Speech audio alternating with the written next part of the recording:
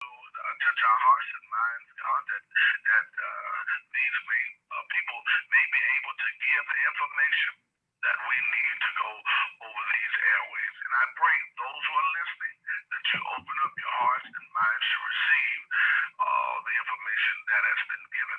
We thank you, Lord, and we give you praise for this day and so many other things that we can ask for. We just ask it simply by faith that is already done. We ask it in Jesus' name we pray. Amen and amen. Amen. Amen. Good And morning. thank you, Bishop. Thank you on this post Super Bowl Monday. Well, we won't even discuss that. We'll just let that pass. But anyway, welcome everyone. And every day we rise is a great day to be alive. And welcome to WGPL 1350 AM. The Seven Cities Farms of Hampton Roads presents Portsmouth Coffee Talk with our host, Leah Drake-Stitt. Good morning. Thomas Colonel Chapman. Good morning. And yours truly, James Slim Overton. Good morning, everyone.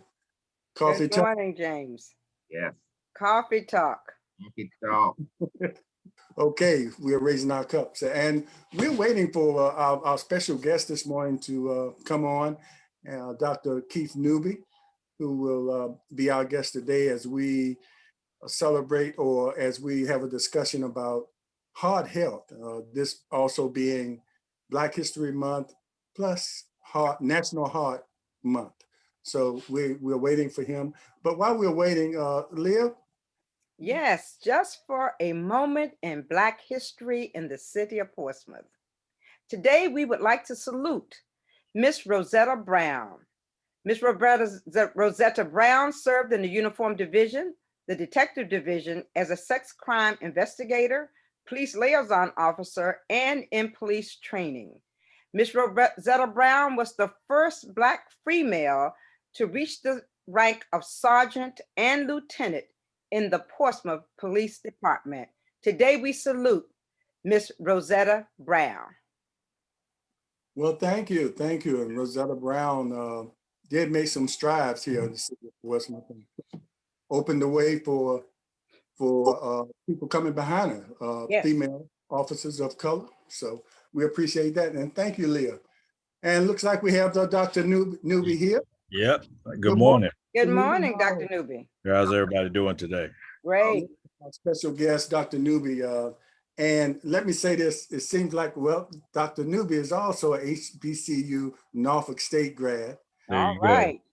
Seems like every week we have two other grads here on there with you, Dr. Newby. Every week we get the Norfolk State grad. I guess that says a lot about Norfolk State University. There you go. That's what I'm talking about. Excellence starts there at Norfolk State. I have to give it to you, and the HBCUs. Let me say a little bit about Dr. Newby. He's a cardiologist and with 31 years of service in the medical field. And I think some of his specialties are cardiac electrical systems. Yeah, electrophysiology. Oh, okay. And heart conditions or adult congenital heart conditions. Yeah, congenital. Yeah. Congenital.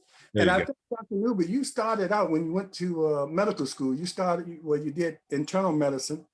And did you start out to be a cardiologist, or did later on you sort of switch fields and became a cardiologist? Well, actually, when I went to medical school, I actually went in with the intention of being an internist or internal medicine specialist, and that's all I really had intent to do. But actually, my first 3-month block we had in medical school, it was the kind of a introduction to just the basics of medicine, which is anatomy and physiology and biochemistry.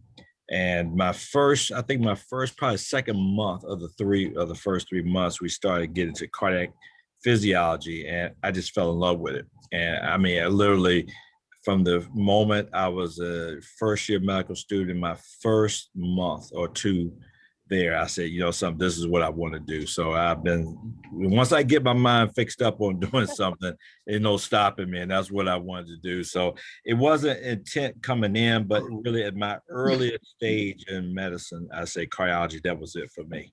And I have no regrets, I have no second thoughts. I mean, nothing. This is what I think the good Lord meant for me to do. Yes, and what a blessing you've been to the patients and the community in general. One other question before I let the other hosts chime in. You know, our brand is the Portsmouth Coffee Talk.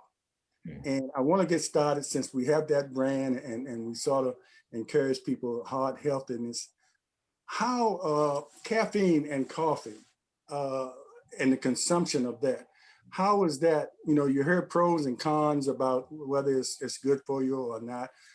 Heart patients, how does that relate as far as heart healthiness with the caffeine in the coffee? Well, you know, like anything else, caffeine is a stimulant. So there are certain, I guess, you know, pros and cons to that. Everything, you know, unfortunately, so in America, we don't really understand the term moderation. You know, so everything with us is like extreme. So you drink too much of one thing or do too little of something else. And you know, to answer the question, I mean, I think if you were to look at brass taxes, what does caffeine do? I mean, it is a stimulant, so it's going to increase adrenaline levels, which can lead to the potential for heart rhythm disturbances. However, I mean, that's kind of a, you know, to be honest with you, that's kind of a long shot. I mean, it's really not that big a deal. But again, if you're going to drink 20 cups a day, that's a problem, you know, because that amount of caffeine you're going to get is going to stimulate the heart a little bit too much. But in terms of it as itself, you know, it is a drug by definition. So there are some pros and cons to that. But again, if we can keep things in moderation, you know, one cup a day, or maybe take a couple of days off, you know, no more than two, I think you'd be okay with that. There's no data that really says this is like a major bad thing. It's just the more you consume, of course, the worse things can get. Okay, and Doctor, I'd just like to mention also you're a member of Omega Psi Phi. Always mention members of the Divine Nine because of the great work that these fraternities and sororities do in our community. And Right. you're also a deacon at the historic First Baptist Church, Bruce Street. Yes. That was probably one of my second callings I think I had. I mean, I think my older heathenist days of you know, in this poor life of mine, you know, you kind of say that, you know, you kind of go down this path of thinking that you can do things on your own. But, you know, my eyes got opened probably, I would say about 15, 20 years ago. And you know, I've always had God in my life, but never to the level of commitment that I do now. You know, I think that one of the things I think that people have this falsehood is they can do things on their own, that good Lord is not necessarily always involved. Personally, I don't think there's anything in my life that doesn't need him there, from the decisions I make to the just in my daily path. And you read and hear about people dying suddenly, or you know, you see accidents that happen, and you know things. And you think about even in your own life, how many times did you have a close call? Right. Where you know, if had things gone a different way, you may not be sitting here. Amen. Those are the things to me that kind of lead me to walk a different path. And what I try to tell people all the time is, you know, a lot of people talk the talk, but they don't really walk the walk. I mean, if you can read, I know people that can quote verses of scripture, but they don't really live that Thank part of you. their life. Thank you. I really try myself. I'm not as much of a person that memorizes scripture, but I memorize the meaning. Yes. And I try to ask myself every morning when I leave and I'm doing my day-to-day activities, I'm asking myself, am I living my life as God would want me to? Nobody's perfect in this world. I'm not going to sit there and profess that I am, but you know, that deep-rooted religious belief brings me back home every time. If I even think I'm deviating off, it brings me back home. Amen. And it's important including that in your clinical work. Oh, Yes. every aspect of it is. I mean, every decision I make in medicine is based on, you know, my belief in God, and he's going to direct me to direct people the way they need to be directed. Okay, let's get Dr. into Newby, hard hit. Colonel? Yeah, go ahead. okay, Dr. Newby, it's great to know that you're under the care of a man who knows who's holding his hand. So I do appreciate that so very much. But Dr. Newby, February 5th, we celebrated Go Red for Women Heart Day. And we all wore red in honor of those individuals who have experienced problems with their heart. Now, my question to you is, why is it that Black women are nearly twice as likely to have complications with or have more likely to have strokes than white women? You know, why is heart disease such a big issue for Black women? Well, some of it is genetics, but I guarantee you the biggest part is lifestyle. You know, we don't really, you know, when I'll give you a prime example. When I'm driving in the morning, and I'm usually, you know, I mean, typically I'm up 4 in the morning and I'm getting here about 5:30.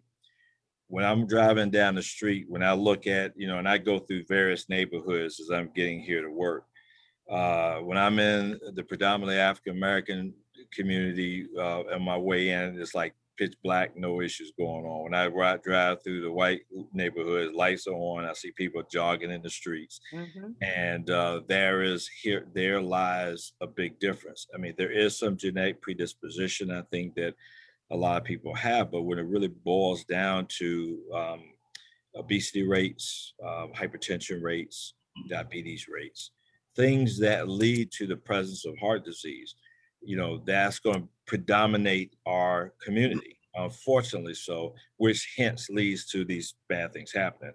You know, if I could tell you the number of times I have to fight with my folks left and right about they come in, blood pressure's high, you ask them, are you taking your medicine? Some say no right off the bat, and some say yes, but you kind of look at the blood pressures and they're identical. I've made changes in the medications for the last visit, and I'm seeing that identical blood pressure. My antenna immediately go up to say, is this person being honest with me? And I kind of tell people, it's like you tell my kids, you know, I said, you can run, but you can't hide. I mean, I'm gonna know if you're lying to me just based on facts. Mm-hmm. So they all think they can outsmart me, and I'm like, all I got to do is call the pharmacy and find out how many refills they've had, and that tells the story. If you if you have a bottle of medication that you filled in June and it is December, and there are 30-day supply, and you got still pills in the bottle. And then they tell me they're taking them, and I'm looking at the date on this bottle. I'm looking at them. I look at the date on this bottle. I'm like, "What you got? Magic bean pills? They automatically pop back in a bottle or something?" I mean, unfortunately, so we have this idea that if I feel okay, therefore I am okay, and I do not have to take this stuff. And that's where we run into that dilemma. You know, most African American people with chronic illnesses, hypertension, diabetes, cholesterol problems, they're asymptomatic. Most people, unless it's really extreme.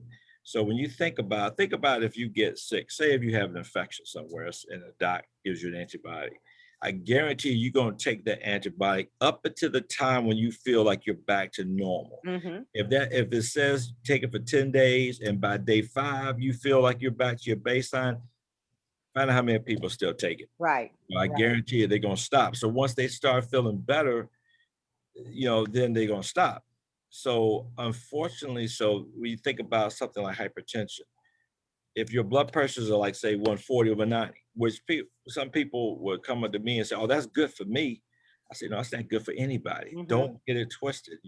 This is a major issue. 140/90 blood pressure, you have 4 times stroke risk with that. You have a 50% likelihood of developing heart failure in 5 years, and you have a 40% chance of developing kidney failure. So if you think about asymptomatic patients with that kind of blood pressure who don't want to take medicines, that's going to lead to complications and problems down the road. So the answer to the question is a long, drawn out answer to your simple question, Mm-hmm. but you had to have that background to understand where I'm headed with that. Mm-hmm. And before the Colonel, one other question. And once you're on these medications, is there a chance that you can come off these medications? Yes. The first question that I always ask people that tell me I don't like taking medicine, I'll say, why? they can't never really give you a really good answer. They, they really can't. They have fixed in their mind that there's something wrong with being on medicine. And I'm not saying, I mean, most people, it's a chore, you think about it. I understand that piece of it all. I'm very realistic in expectations of people.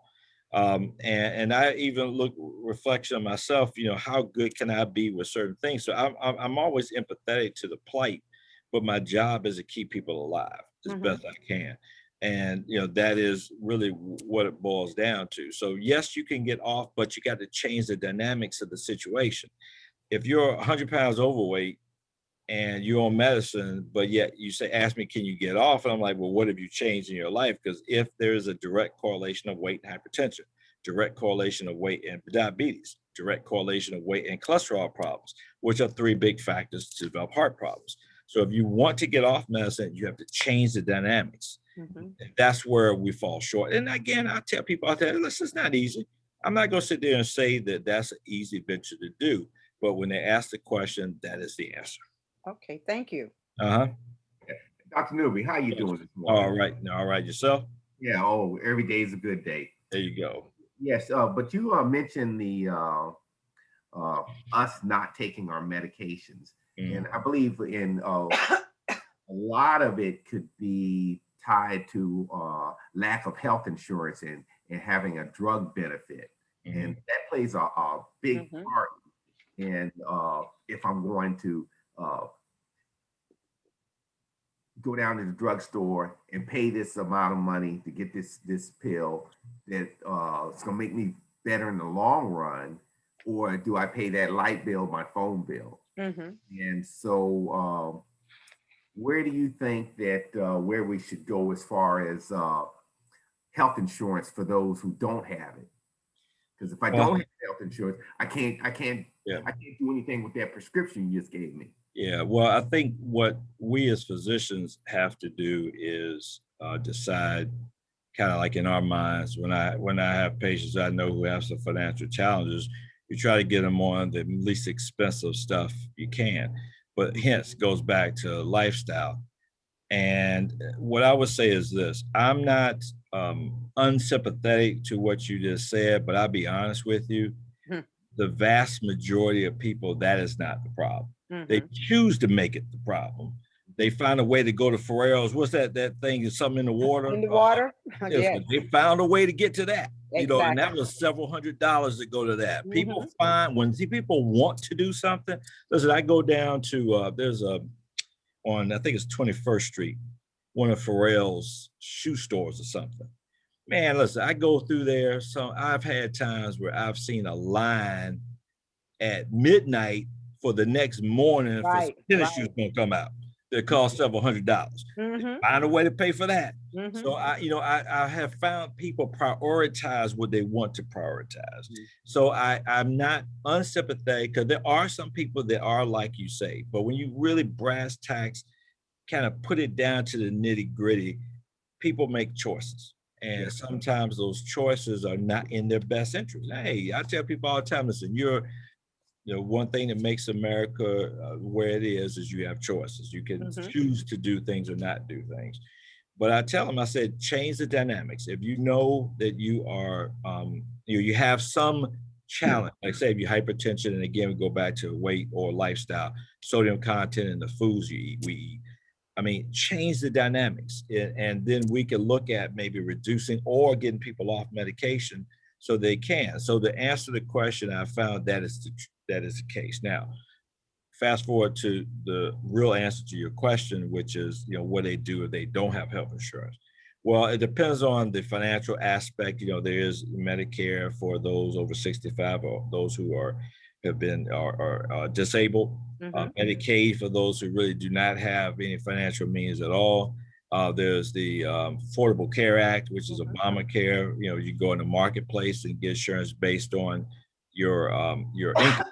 So there are options out there for you, but I tell you, the best thing anybody can do is change the lifestyle. Change your lifestyle. I mean, that doesn't equate to every resolution to every problem, but it plays a big factor in most people's lives. If we change that dynamic, It's like people tell me all the time. They'll say something like, I got to ask them about the salt content in their foods. Oh, I don't never use a salt shaker. I'm like, yeah, time out. I said, you was in Joe's Crab Shack last week. I mean, you were in Hunan's, Chinese joint where the stuff that's in there has 8 tons of sodium in it already. You ain't got to have a salt shaker to any of that stuff to have too much sodium in your diet. The choice we make is sometimes it's ignorance. They just don't know. They think they know, but they don't know. Or somebody will say to me, I only use Himalayan salt. I said, the salt is salt is salt. I don't care what you can put whatever name you want in front of it. Salt is If salt. it's salt, it's salt. With the exception of no salt, that's a difference. I think that's potassium chloride. But if you look at just salt, period, I don't care what you put in front of that name. If it's salt, it's salt. And it all equates to the same thing, which is it causes hypertension and problems in terms of sodium retention, which can lead to other medical problems. Well, that also leads us to the educational process that we do. And maybe we need to increase that educational process of teaching young kids as they grow up and go through the K through 12 about improving their health status, because they're not getting it at home because the parents, they're, still in the old school, still eating, back in the day, eating the starch. Yeah. You remember back in the day, grandmama would eat that starch and, and salt. Yeah, I agree. I mean, that's why I say it all goes back down to lifestyle, and what you've been taught. That's why I have empathy. I mean, I don't want to make it sound like I'm all hardcore about things. I'm not. I understand the dynamics, but this is coffee talk, so I look at this as being real talk. Yeah, that is, people need to hear the truth, not just a sugar-coated rendition of the truth, but the truth. And until people really say, something, I do need to change this dynamic. I do understand what I'm doing is wrong. I'm a kind of guy. One of the things, I think you guys had my sister up here last week. Yes, we did. So we were, it's kind of funny when we were growing up. My sister's a few years older than me. We used to get into these debates about things, and my sister, she should have been an attorney because she could litigate anything to the nth degree. But one of the things I think used to drive her nuts with me is I'm not an arguer. So I'm going to I'll debate a point up to a certain point. When I see nothing I say is going to convince you otherwise, I shut it down. Drives people nuts because I'm like, I'm done. What I mean? It's like I'm wasting my time arguing this point. You're not going to listen. You're not going to take into account other aspects of things, and I just shut it down. And I've done that all my life because I will go up to a certain level, and I'm like, something. I tell you what, I said, this is one of the times we can agree to disagree. So I come into these issues with patients where they'll sit there and try to stand me down about what they're doing. And I'm like looking at the realities. It's just like weight loss. I mean, we all, as a COVID messed me up big time. I probably put on at least 20 pounds easy this year, and I'm getting myself back on track now. I started about 2 weeks ago to say, listen, let me try to lead by example. But, I saw that to say this. I realize my challenges. If I'm doing something wrong, I'm like, listen, I'm doing something wrong. I ain't going to try to sugarcoat that one. But some people live in this fantasy world about what they're doing.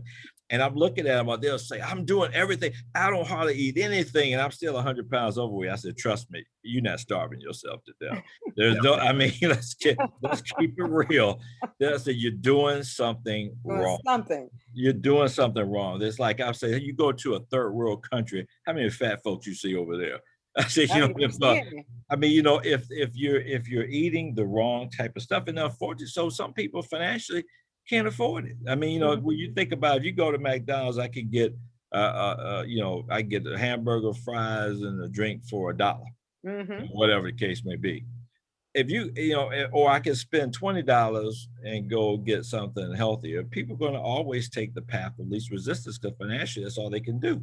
So that piece I do understand. But interestingly, my wife brought up a point to me. I guess she says she she's into doing the healthy eating lifestyle, and she told me there was that I guess some conference she was on. There was somebody from one of the health folks in the area who talked about how you could go like Dollar Tree, and they do sell food items there, and you can get healthy items from that place, and and have spend that same level of money that you're going to spend at McDonald's, but get something a lot healthier. And she went through some of the dynamics of that.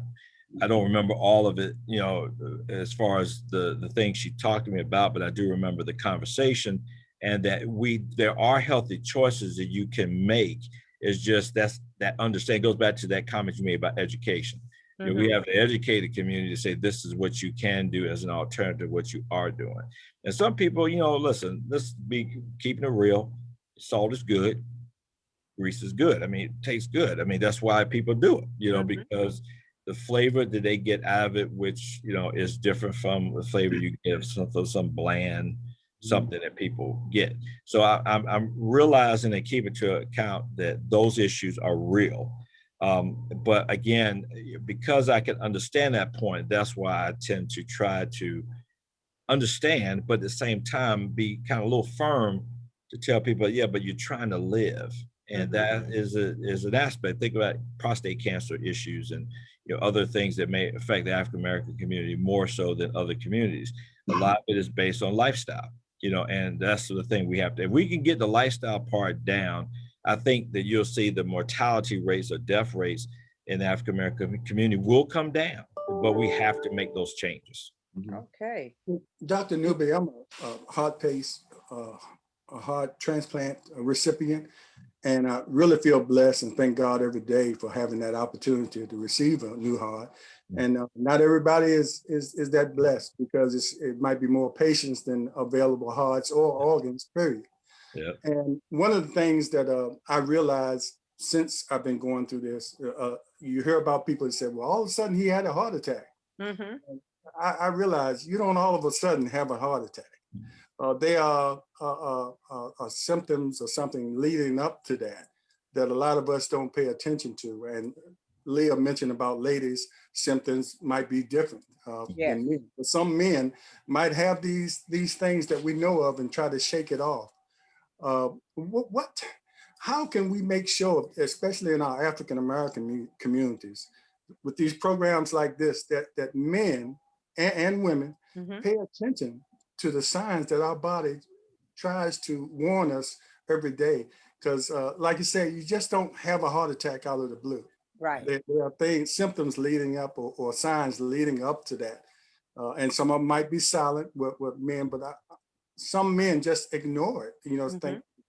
Well, interestingly, you can have a heart attack out of the clear blue sky. You can do that.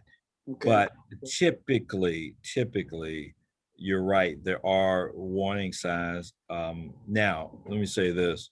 Some people really do. There is a term silent ischemia or silent heart attacks where you won't feel a lot there. But that's when you have to recognize your own health situation. I brought this up a couple of times in this conversation. I'll reemphasize this point. When you look at who is at risk, and that's where people have to really open their eyes to the truth about their own health care. Who's at risk? Well, those with chronic medical conditions such as hypertension, diabetes, high cholesterol levels, smokers, people with strong family history of heart disease, and I'll make a point with the family history part, people who are overweight or obese, and those who don't exercise. If you look at brass tacks, that's the conglomerate of issues that can lead to heart attacks. Family history, I would say this, if grandma had a heart attack at 90, that's not family history. Anybody, when you start getting to that 70 plus age range, that's not genetic predisposition. What we're talking about in genetic predisposition are those that have heart attacks at younger ages, women who are less than 60, men less than 55 or 50.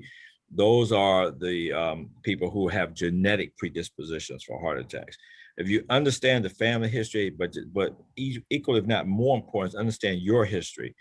Don't avoid going to the doctor. I know a lot of times we're more avoidance people. I have found we're going to avoid doing things, just like the issue with the vaccine. That's been a big thing I've been pushing lately, is getting people vaccinated. And my people have the most interesting excuses why they don't want to do it.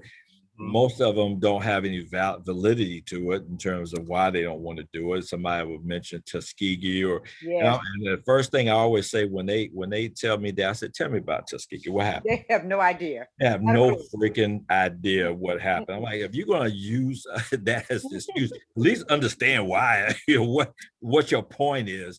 But I say all that to say that I think we have been trained to think a certain way. It's passed generation to generation. I think true, there is a general mistrust in the healthcare system because things have disappointed us in the past and the healthcare system has let us down.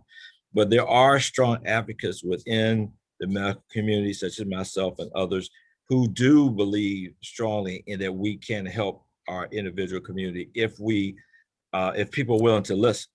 So I think a lot of it boils down to distrust and things like that. And that is true. But our job is to make sure we educate, that we get people really understanding what are their relative risks. But people have to be willing to listen to it. Mhm. I have folks that think that their belly's poking out, that's okay. I mean, it's not okay. If it's poking out, that means you got too much fat there, and that's where we run to our issue of lifestyle. Mhm. We are a carbohydrate-driven society. Bread, pasta, rice, potatoes, all the good stuff in life. Right. The fruits we eat. Somebody will say, "Well, I'm eating healthy. I'm eating fruits," but they're eating grapes, bananas, mangoes, all the highest sugar fruits there are. And when you eat too many carbohydrates, the first place fat likes to go is the belly. Mhm. So when you're eating more lean meats and proteins, you'll find the belly will start to disappear, and that is a true factor. It does. If you look at any of the data and literature, you'll see that. But unfortunately, because we're a high carbohydrate driven society, that leads to some of the things that can lead to heart attacks. Mhm. Because once you start getting pre-diabetic or go into diabetes, that is probably one of the biggest risk factors. And we do have a predominant high rate of diabetes in the African-American community. Mhm. So, and which can lead to those heart attacks. And what happens is just people understand when you talk about coronary disease, those are arteries that supply blood to the heart muscle itself. The heart's the pump that has to pump blood everywhere else. But just like if you look at like a heart, I'm gonna give you a couple analogies. Let's look at like a car. In a car, you have your carburetor that you got your fuel line that has to get gas to the carburetor, fire the pistons to create the car to move. Look at your coronary arteries as like that fuel line. So you think about if you have a partially blocked fuel line versus a completely blocked fuel line. If it's a partially blocked, at slow speeds, your car may be fine, but as you supersede that which that fuel line can deliver to the carburetor, you're going to start getting a sputtering of the car. Look at the coronary arteries like that. So you talk about those warning signs. The heart is an activity-driven vehicle. When you're walking, say at slow speeds versus walking at fast speeds versus running or biking or whatever, the more you do, the more blood flow the heart has to pump to muscles to allow you to do that level of work. Mhm. But it needs its own fuel supply in order to do that job. And that's where the coronary arteries come into play. So if you have, like, say, a partially blocked coronary artery, at faster speeds walking, you may start to develop symptoms, chest discomfort. Some people describe as a tightness or a squeezing sensation. And oftentimes it's accompanied by shortness of breath that comes on with walking, goes away with rest. Now, you got to take that into context. If I get on a treadmill and I run, I'm gonna get short of breath after a while because I'm running, and so I want to make sure people understand there's a difference in the dynamics. If you could walk, say a mile a week ago, but now you can only walk a quarter of that before you feel like, I'm about to pass out. Mhm. That's a difference. That's a relative change in what you used to be able to do. And those are the signs that I tell people to look out for. Changes in what you can do now versus what you could do, say, a few months ago. When that starts to happen, you see a change, something's wrong. And it's an issue of that's where our job comes in to figure out what is wrong, how can we fix it? So that's where that piece comes in. So understand your health. What are your challenges? If you have those things we talked about, if you know you're overweight, you have hypertension, you have diabetes, you smoke like a chimney, you got a family history of heart disease, your father died 50 of a heart attack, you are going to be at high risk, and you need to be aware of that and take steps to reduce those risk factors as best you can.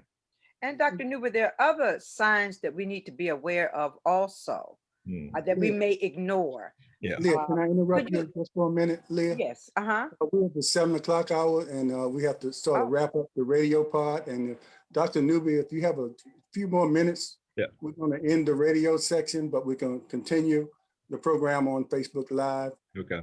Because we want to make sure we cover some other areas if you have the opportunity. Yeah. Leah, I think we go to Thomas. Do you want to do your spiel now?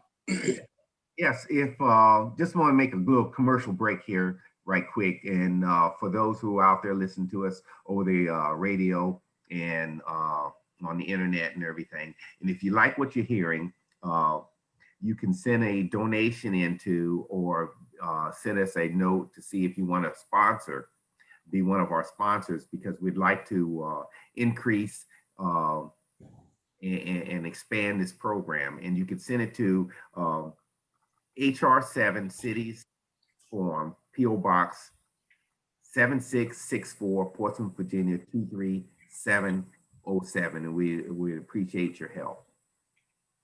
Okay, thank you. And Leah, maybe we can slip in the local Black history. Okay. Another moment in Black history in the city of Portsmouth. We salute Samuel Avery Montgomery. Sam, as he was affectionately called, joined the Portsmouth Police Department in 1969. Sam was the originator of Tidewater's first block security program, networked out of the Cavalier Manor section of Portsmouth. Sam was the originator of the Slow Down for Tots program. He was well known as the first Black motorcycle cop in the city of Portsmouth. Today, we salute Samuel Avery Montgomery. Thank you, Leah. It's important that we recognize our local history makers, Black history makers. And we want to thank all the listeners, radio listeners on WGPL 1350 AM and on Portsmouth Coffee Talk.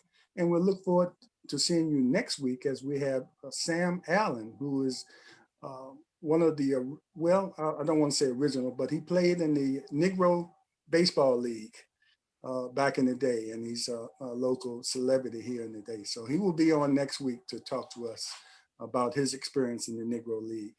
So as Portsmouth Coffee Talk ends with our voice. Our community. And our future. And thanks, everyone.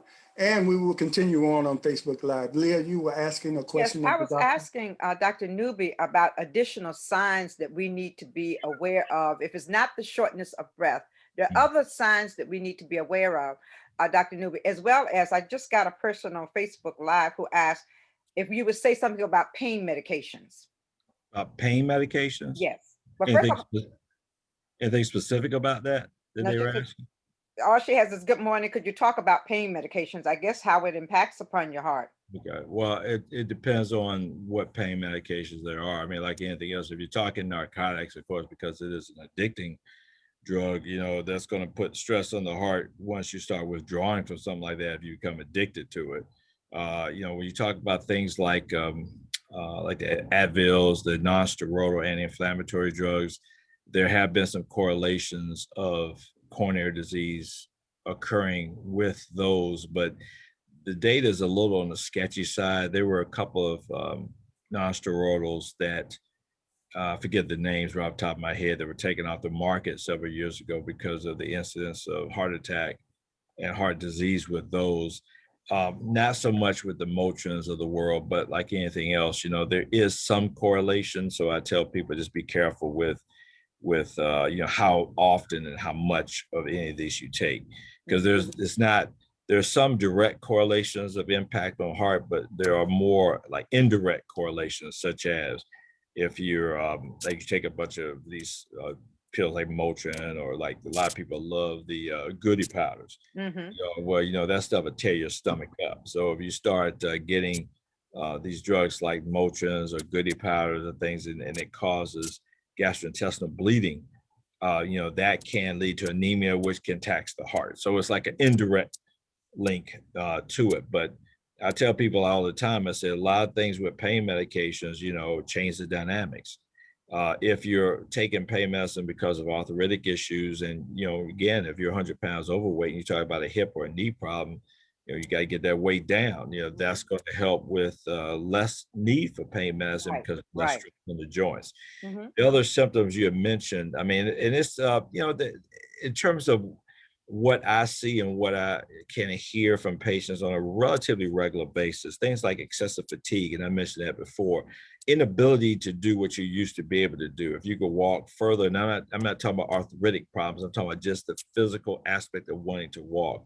If you start walking and you just get exhausted, and a lot of women would complain about that, is just pure exhaustion, when they try to do limited activities. I mean, if you're trying to walking from your car to the store, whereas before you could do that, but now you're like, man, I feel like I'm ready, just to fall out, with doing that little bit of activity.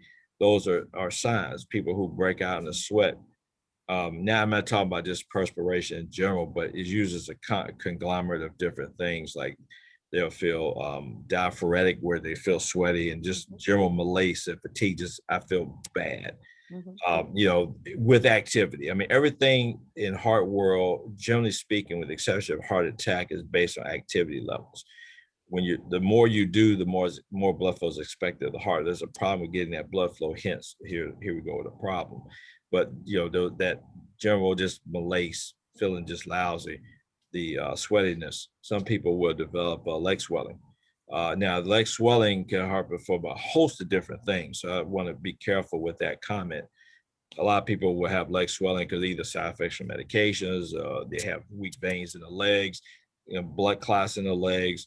There's other things that can cause leg swelling, but one of the things that can cause it is heart failure. Mm-hmm. So, but it's usually that's going to be a conglomerate of other symptoms. Shortness of breath laying down, shortness of breath walking, along with leg swelling, can be a sign of heart failure. So there are other things, palpitations. People feel like the heart's racing. Sometimes there's other things that can do that, but sometimes there's heart problems that can do that. So those are other symptoms associated, can lead to a problem as well. Is there anything about the jaw area? I had read somewhere about if there's certain pain in the jaw area, the Well, neck area. usually that's going to be with something. It's not going to be that by itself, because Okay. you just have bad tooth. What I mean? So yeah, I mean, that's the bottom line with that. But there are nerves that supply the heart that also, it's like the way the heart works, or at least the body works, is you have like nerve referrals. Like you may have more than one nerve coming out of the brain that affects different parts. So you got the jaw, the heart, as one conglomerate of nerve bundles. And so if you affect the heart, pain can radiate to the jaw, because the jaw is receiving some nerve impulses that the heart's receiving as well. Okay. But again, you got to look at that in context. If somebody says, I walk a block, when I walk that block, I get chest discomfort that radiates into my jaw, that sounds cardiac. Okay. Okay. Dr. Newby, stress and heart health. I always joke about, I'm a Dallas Cowboy fan, and I joke about Tony Romo, who caused a lot of stress in my life throwing pick sixes. But I joke about that. But anyway, which caused my heart problems. But stress, we know stress can probably affect a lot of areas of your health. But how important is it to control or manage stress in your life? Well, that is an important factor. The issue is just what you can't really know is how much stress affects, because everybody's different. What affects me may affect you differently, and so forth and so on. There is a strong correlation of that, and they actually have an entity called broken heart syndrome, where people who, like, say, lost family members or loved ones, and the stress of that have led to heart attacks. And I have a lot of patients, I want to say a lot, but several, who have come to the hospital with symptoms of heart attack and actually have enzymes in their blood that are elevated that suggest a heart attack has occurred. But when I do heart catheterizations with them, there's no blockage there at all. But there was a lot of stress going on in their life. They either lost a family member or lost a job, or they got stressed at work or whatever. And that has led to symptoms suggestive and physical findings suggestive of a heart attack, but yet there's no blockage there. So there is a strong correlation of that to be, that is present. The question is just how do you deal with it?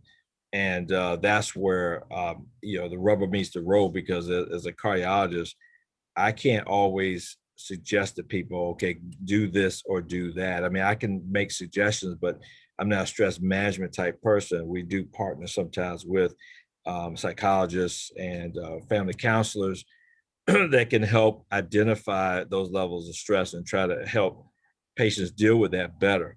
Because if they find ways to deal with the stress better, the hence, some of the other complications will follow suit.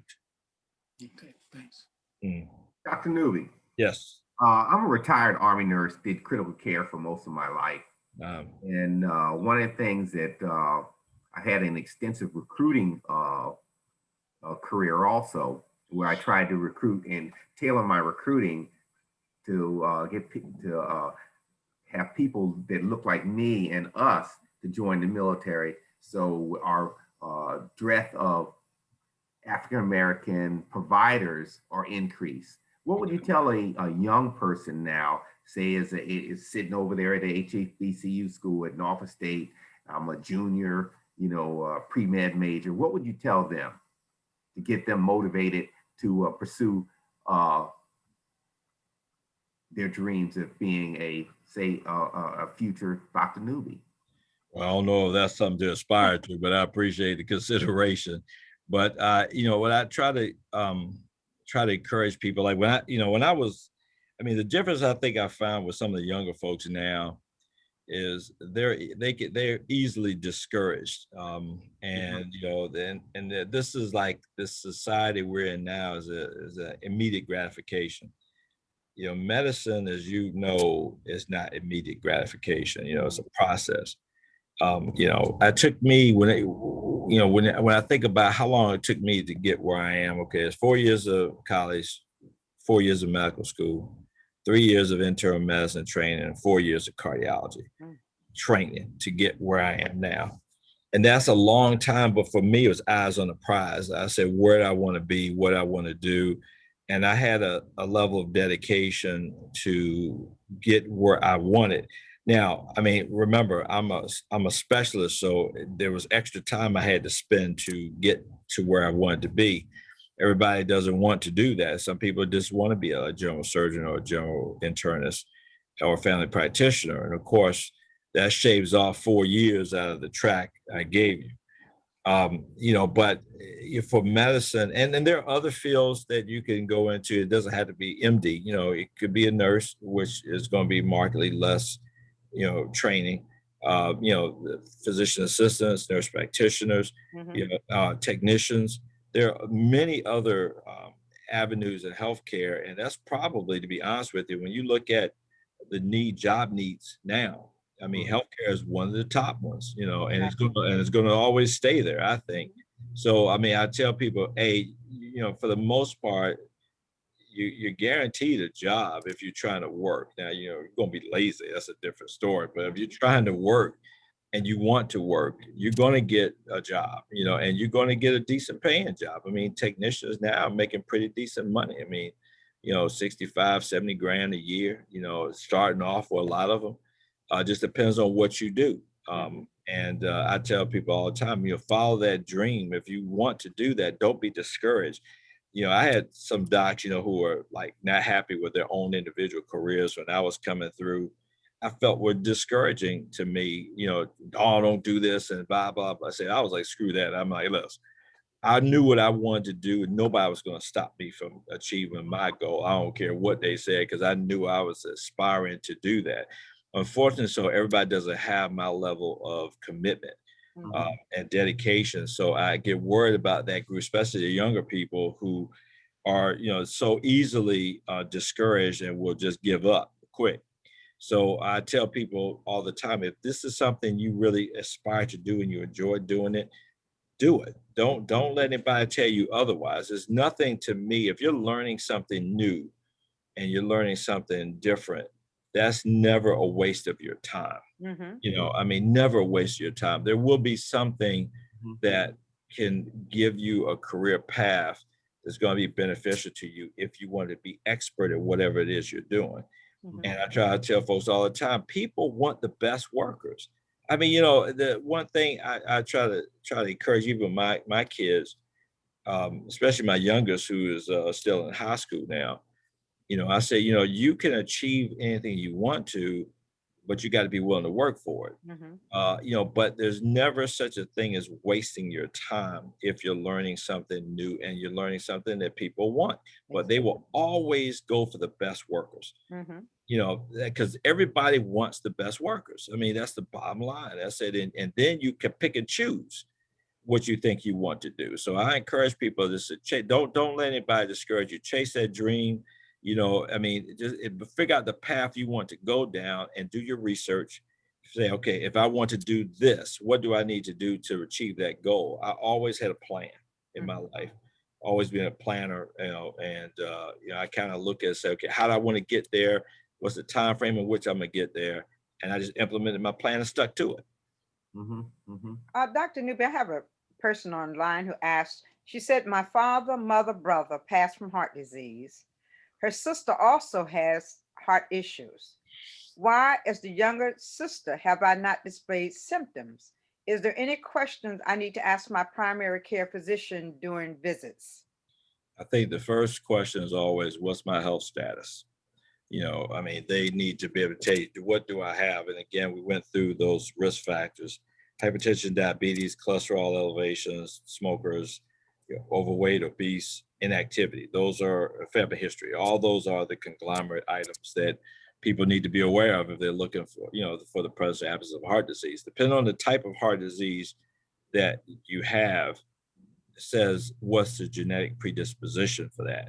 A lot of times what I have found is people will look at it as a family history, but it's not so much a family history as much as a family lifestyle history. If you got a kid that's 100 pounds overweight at 12 years old, and you look at the parents and they're just as bad as the kid, I mean, that's not a genetic predisposition, that's a lifestyle predisposition. And a lot of times that's what happens. If the parents smoke, a lot of times the kid's going to be smoking. So I mean, it's really that aspect of it. So I tell them, make sure you understand your history, what's your relative risk. And that is what I would suggest. And look at yourself comparative to your other family members who've had problems. What are the differences? What are the similarities? If everybody looks the same, meaning the weight classes are the same and they have the same health problems, but genetics are variable, I mean, because you think about it, you talk about millions of genetic codes in your body. So, and you're getting them from different people. You got your parents, they got theirs from different people. So you're getting a conglomerate mix. So I do see family histories that don't always hold true. I had a couple of, I think maybe 15 years ago, I had twins that I was taking care of. The one, and they weren't identical twins, they were fraternal twins. But one had heart disease, the other one did not. I took care of both of them. But the one that didn't looked different from the one that did. I mean, the one that didn't, he was much thinner. No other similar medical problems like the heavier set one. The heavier set one had to, had bypass surgery, but the younger one had clean coronary arteries. So again, that's the family history plays a factor, but it's the lifestyle that you have to really focus on. And what point do you transition from your internist to the cardiologist? Well, I think a lot of that depends on that individual patient. Some people will come to me because they say, listen, I just want to make sure my heart's okay. I do get those kind of consults periodically where they don't have any family history and no symptoms, but it's like that person that you mentioned earlier that had the Facebook question about family history. They want to make sure that they're okay.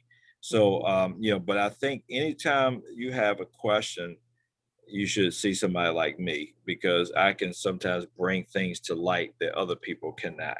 But that's my job, is to do that. But I think clearly if you have heart problems or if you have a lot of risk factors, so it's not bad sometimes just to have a singular consultation with a cardiologist to make sure, A, that there's no unseen heart disease present, and B, make sure you're on the right path so that you don't develop it. I'd rather keep people from developing heart disease versus waiting till somebody has a heart problem and then addressing it then. Right. Thank you. Mhm. Yeah, Dr. Newby, when I was coming up through high school and athletes, before they went into their season, doctor came in and the only exam they had was, turn your head to the left a Yeah, couple yeah, for hernias, I believe. yeah. And we see nowadays a lot of young high school or even younger kids are falling out from some disease. Are we doing enough at that level to make sure that we're checking that you mentioned the family history, Right. or that it doesn't happen as often, but if it happens one time to a young kid that just wants to play sports, that's too much. And some things you can't avoid. But are we doing enough, do you think, to make sure that these kids are healthy enough to be playing sports? Well, I think like anything else, the turn your head and cough thing, is I mean, that's okay if you're worried about a hernia, but a hernia, you can't really think about it. I mean, if you have a hernia, unless it's entrapped, it doesn't really matter. I mean, I'm like, I don't know why we do that as the sole and only thing. I guess most people had this idea if you're a kid, characteristic, you're always going to be healthy with no medical problems.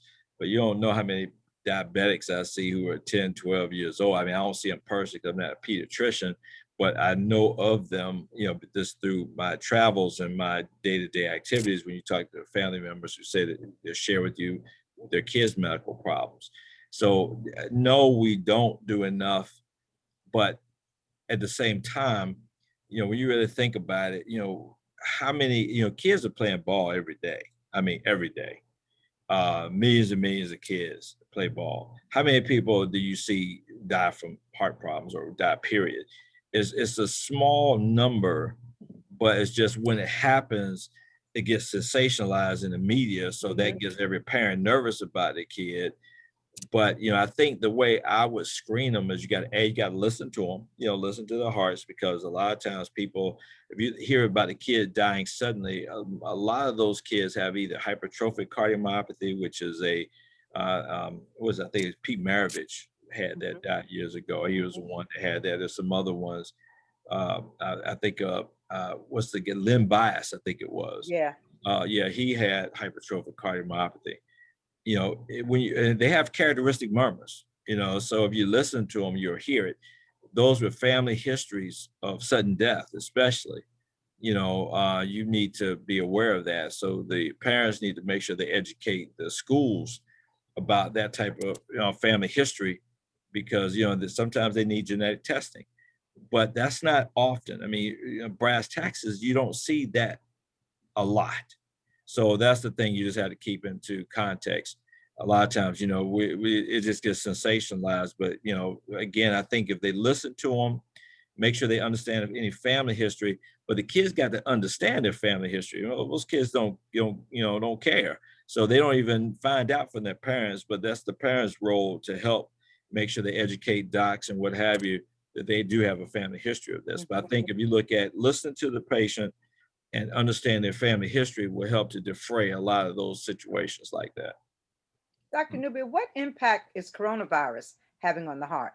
A relative, it does occur because of thrombosis. A lot of these patients are getting clotting, overly clotting, and it can impact. It's not like a ton, but there is a significant correlation of, you'll see patients who have pulmonary emboli, which are clots to the lungs, which can directly impact the heart attacks. I've seen that happen before, and it's all because of the increased thrombotic effect that the coronavirus has. So that's why I kind of tell people about, the vaccine. I'm just like, I mean, why take the risk? Why not just go ahead and get the shot and be done with it? Because, I mean, it's simple. I've had both of mine already, and I didn't have any problems with it, a little arm soreness for a day. And that was all I experienced. I didn't have any of the other symptoms. So, I mean, to me, it was no issue for me. I was like, listen, I want the shot. Yeah. I mean, I wasn't even a thought in my brain. That's why I kind of strikes me as so odd that, especially our community, it's affecting our community more than other communities. So why would you not want to protect yourself? You know, why would you want to take that kind of risk? I mean, you know, just think about how many people you may know who died from COVID-19. I had a Right, family member right. die this weekend. Hmm. You know, so I mean, it's just that I don't want to take any risk like that person. So Yeah, yeah. Yeah, it's all about minimizing those risks. yeah. But Dr. Newby, can you address organ donations Mm. coming from where you're at now? Well, you know, I think like anything else is always underscored, you know, in terms of getting organ donations. The biggest thing I would suggest to people is, you know, if you know, I mean, I wouldn't say, I mean, if you're like the most unhealthy person in the world, don't donate anything.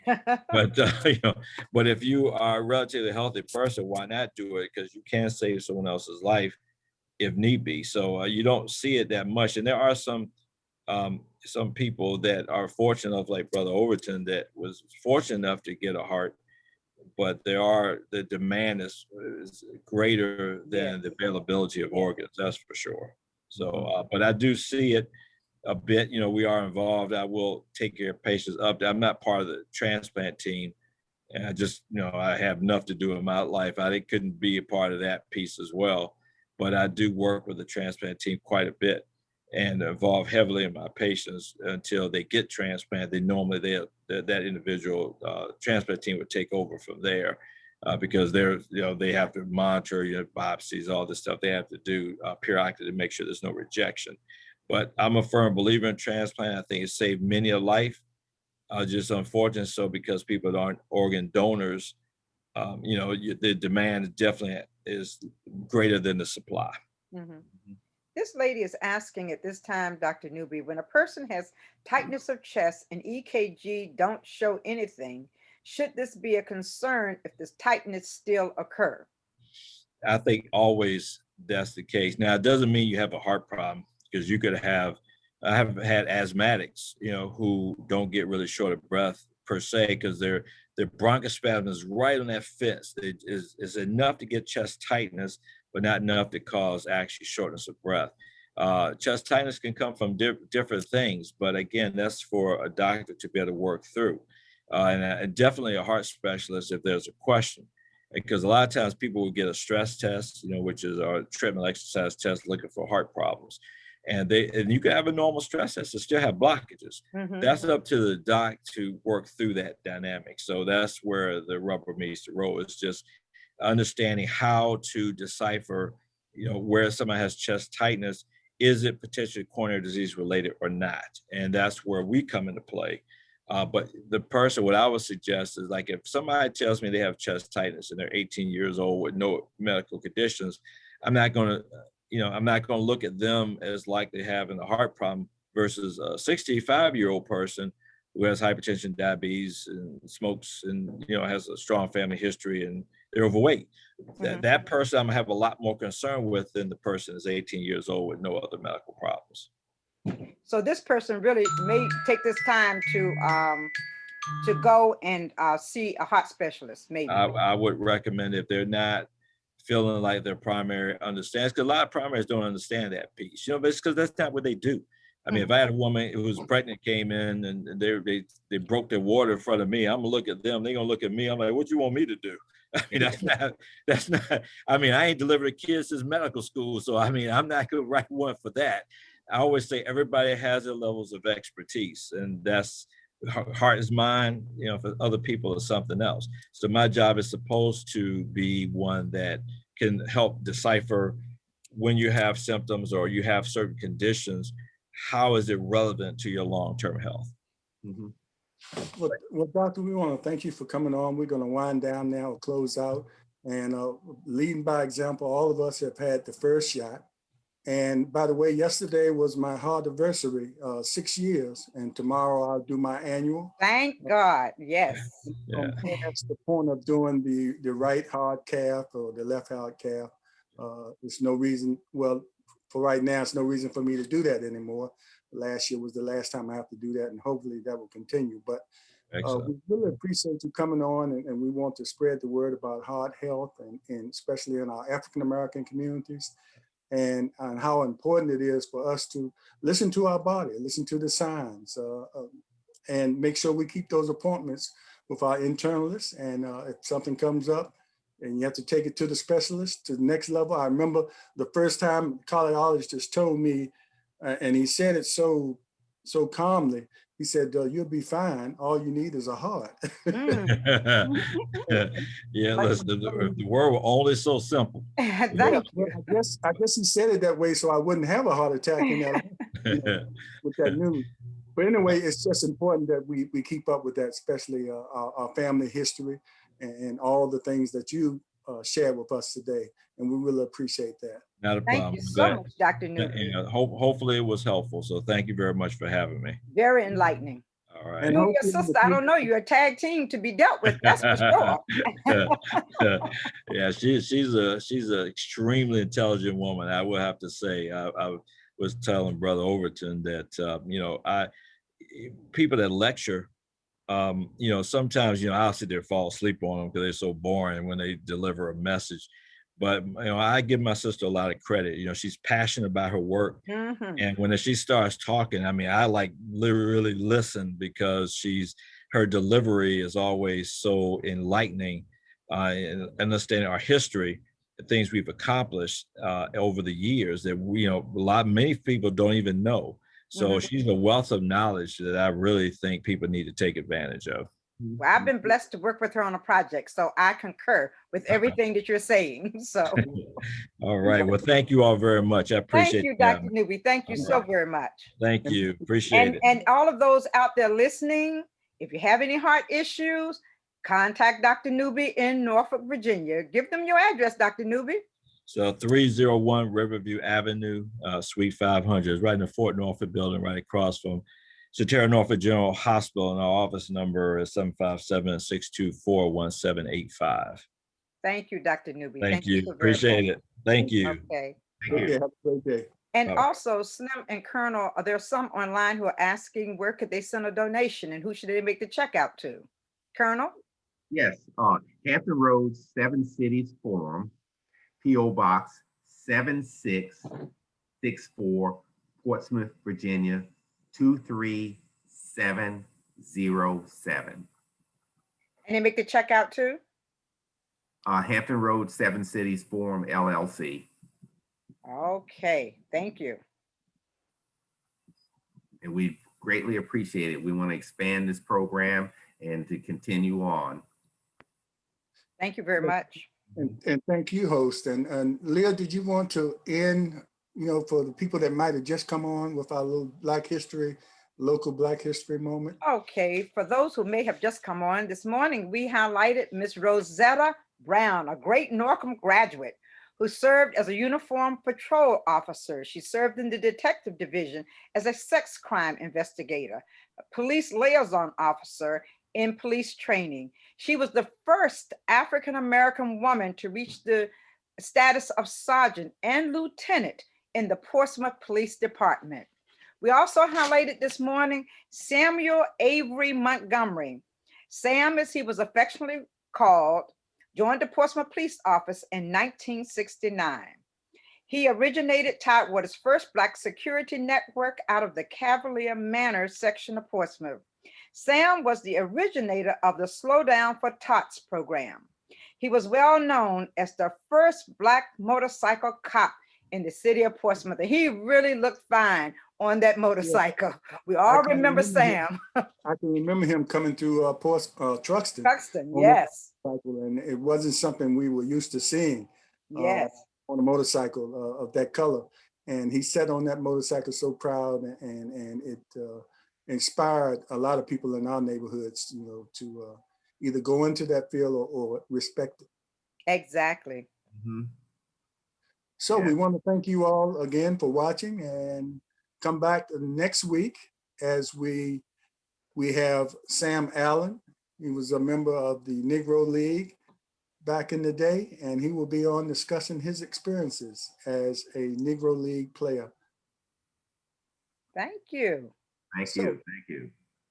And Coffee Talk. Our voice. Our voice. Our community. In our future. Thank you. If I was the voice of the community, but anyway. You were the voice. Thanks again, people. We'll see you. All right. Thank you so very much. Yeah.